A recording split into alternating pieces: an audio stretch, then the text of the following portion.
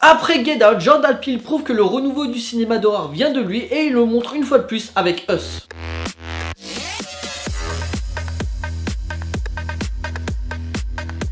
Bonjour à tous, il va être question de Us, le nouveau film de Jordan Peele.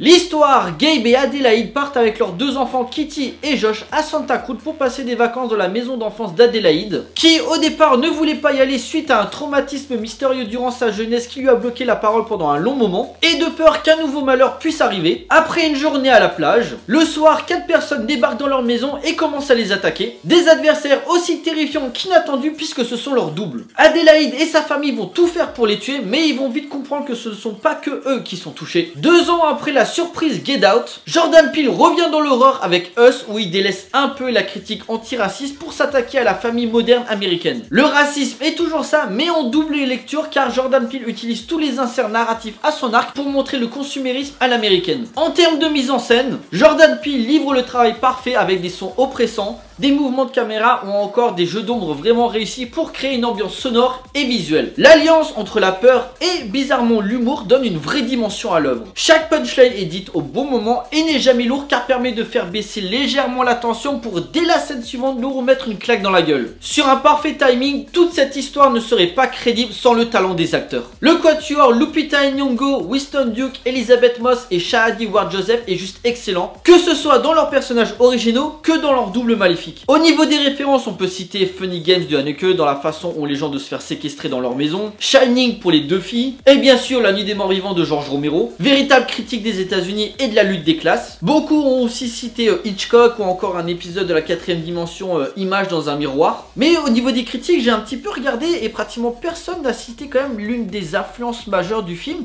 Body Snatcher, titré en français L'invasion des profanateurs de sépultures, qui a eu plusieurs remakes. L'histoire, c'était des extraterrestres qui se transformaient en nous et devaient tuer l'original. Et nous, ça se voyait qu'il y avait quelque chose qui n'allait pas dans leur attitude, ils étaient beaucoup plus froids. Et du coup, la question du double qui veut te tuer pour te remplacer prouve l'idée que l'homme est l'ennemi de l'homme. Questionnement qu'on comprend quand on nous explique que les doubles ont été créés par les humains et qu'on les a laissés tomber quand on n'avait plus besoin d'eux. Alors qu'ils vivent sous terre, les originaux profitent de la vie avec un certain luxe. Et du coup, l'attaque est juste une réponse de la misère face à la bourgeoisie qui refuse de la regarder en face. La culture, thème primordial où les originaux et les doubles se lient dans une double lecture sous forme de miroir. La scène d'ouverture où Adélaïde entre dans le palais des miroirs et se trouve confrontée à son double mais de dos, délimite ce double sens entre l'impasse et la menace. Le climat de paranoïa est renforcé quant à la famille qui demande aux doubles qui ils sont et ils répondent « Nous sommes américains ». Pour les déshumaniser et exprimer l'idée qui sont comme eux et qui méritent d'être à leur place. Car en tant que citoyens américains, ils doivent avoir les mêmes droits. On a un film qui questionne le mythe américain, le fait d'être citoyen américain, mais aussi les différentes représentations des différentes classes et aussi les mythes étrangers. Le doppelganger étant présenté dans le folklore germanique et scandinave. Il est ici le résultat d'un programme gouvernemental où les doubles sont installés dans des milliers de kilomètres de tunnels à travers tout le pays. Bien sûr, les expériences qu'ils ont subies, dont le lien avec le nombre impressionnant de lapins, semblent appuyer cette théorie. Le lapin étant un petit peu comme la souris, le sujet pour des expériences scientifiques. Mais d'autres éléments viennent appuyer certaines explications. Les nombres au miroir 11-11. Ça arrive quand Adi Jeune se promène dans le parc et voit un sans-abri avec la pancarte Jérémia 11-11. Référence au verset de la Bible qui dit, je cite, « C'est pourquoi ainsi parle l'Éternel, voici je vais faire venir sur eux des malheurs dont ils ne pourront se délivrer. Ils crieront et moi je ne les écouterai pas. » On parle donc d'une punition qui va arriver et qui arrive quand Adi adulte regarde l'heure et qu'il est affiché 11h11, l'heure où les doubles commencent à attaquer. La danse aussi a une place importante car c'est de là que va débuter la révolution. En effet, quand Adi était dans le palais des miroirs, on apprend que c'est son double Red qui l'a remplacé et du coup la vraie s'est retrouvée en bas. Red ne parlait pas au début et c'est sa thérapeute qui l'a encouragé à faire de la danse pour s'adapter au monde. Reproduisant ses mouvements à la perfection, la vraie Adi va attirer le regard des doppelgangers et vont comprendre qu'elle est différente et à partir de là vont commencer à préparer leur révolution. D'ailleurs, Jordan, son fils, s'était caché quand les deux Adi se sont battus et a compris que sa mère n'était pas la vraie Adi. Si on se pose des questions durant les 3/4 du film, la dernière demi-heure explique quasiment tout et c'est dommage, j'aurais bien voulu avoir certains questionnements en suspens pour me faire ma propre interprétation en fait. J'aurais pu citer la ligne où les doppelgangers se donnent la main, référence à la N-Cross America, initiative de charité en 1986 pour aider les sans-abri et et donc faisant la corrélation avec les doubles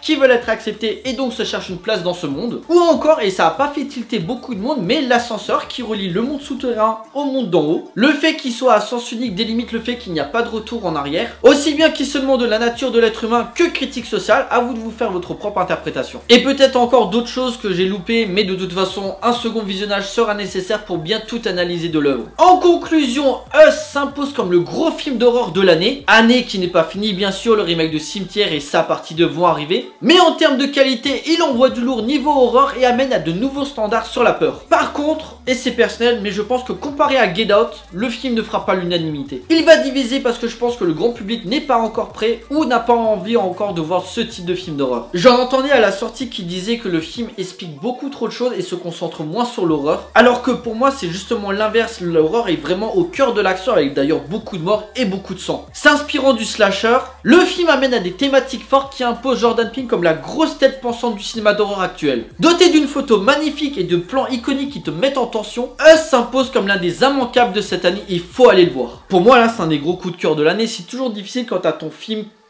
où tout le monde dit qu'il est génial de gérer le film d'après, mais pour moi Jordan Peele là il s'en sort parfaitement. Avant de conclure, j'en profite pour une sortie puisque Candyman vient de sortir en Blu-ray avec un beau coffret master avec un bouquin juste génial. Et pourquoi je fais le lien avec la vidéo de Us? Tout simplement parce que Candyman, ça fait des années qu'un remake est à l'étude, ça fait presque 4-5 ans que ça traîne et ça n'avançait pas. Et depuis quelques mois, les choses ont commencé à se décanter puisque Jordan Peele, le réalisateur de Get Out et de Us, sera le producteur du film et le scénariste. C'est pas lui qui le réalise, c'est Nia DaCosta qui s'en occupe, mais Candyman a toujours été un film d'horreur qui traitait de racisme et du coup le fait de voir que Jordan Peele s'occupe de ce remake, ben c'est le choix le plus logique en fait. Ça a été confirmé, je crois le film sortira l'année prochaine au mois de juin, donc n'hésitez pas à me laisser des commentaires pour me dire ce que vous pensez de ce remake.